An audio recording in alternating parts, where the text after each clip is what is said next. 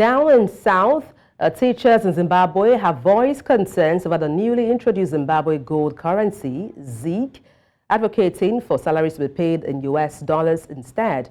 According to teachers, the unions there are skeptic about the ZiG's viability, highlighting its lack of acceptance across the Southern African development community.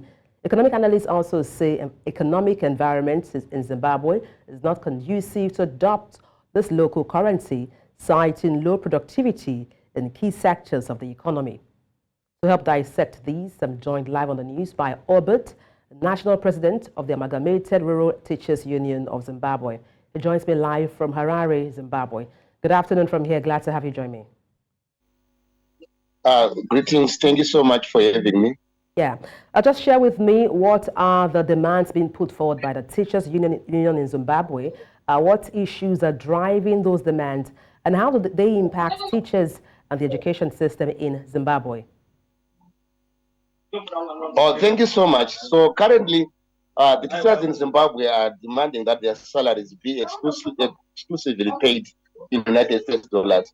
This is because the economy in Zimbabwe is completely dollarized. If you want to buy goods and services, including getting a passport, which is a service offered by our own government, you have to be paying in United States dollars.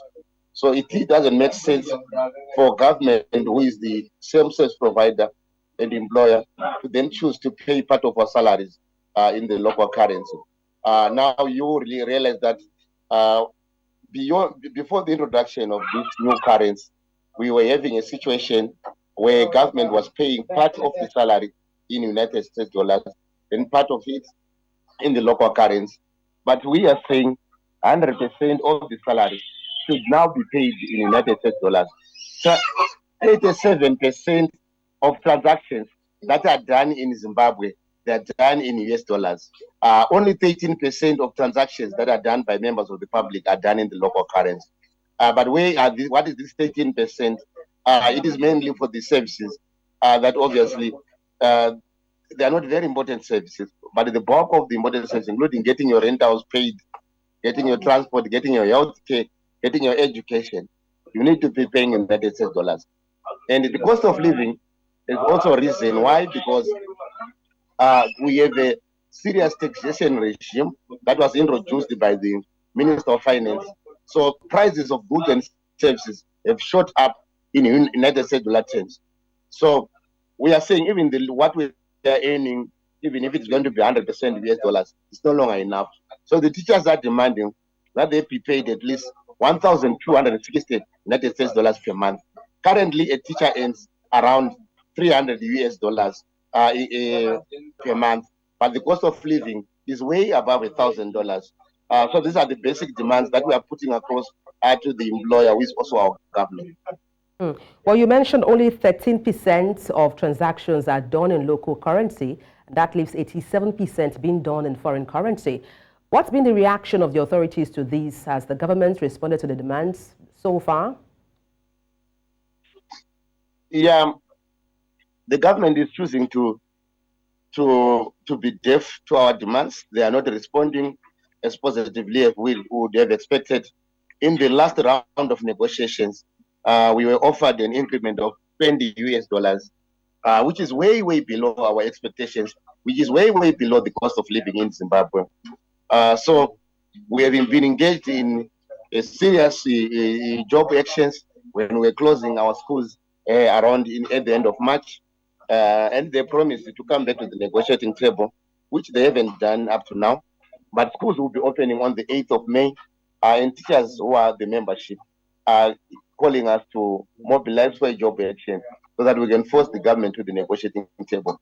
And we are left with no option but to organize another job action as schools open, so that maybe our employer can come back to the negotiating table and negotiate with us. Teachers may at least earn a fair wage.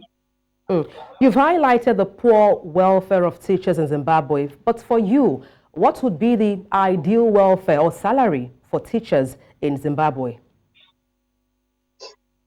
Yeah, the ideal salary for a teacher, like I mentioned, is a minimum of 1,260.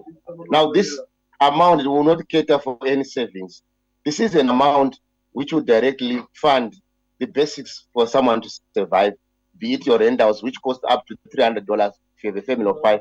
The education, if you have 3 kids who are going to be going to school on a monthly basis, you would need up to around $600. You are looking at your transport costs, which can amount up to $80 monthly.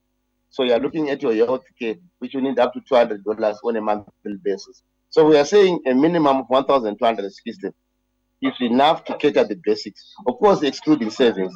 We do not have the luxury to be demanding enough for savings because we know that our economy is struggling.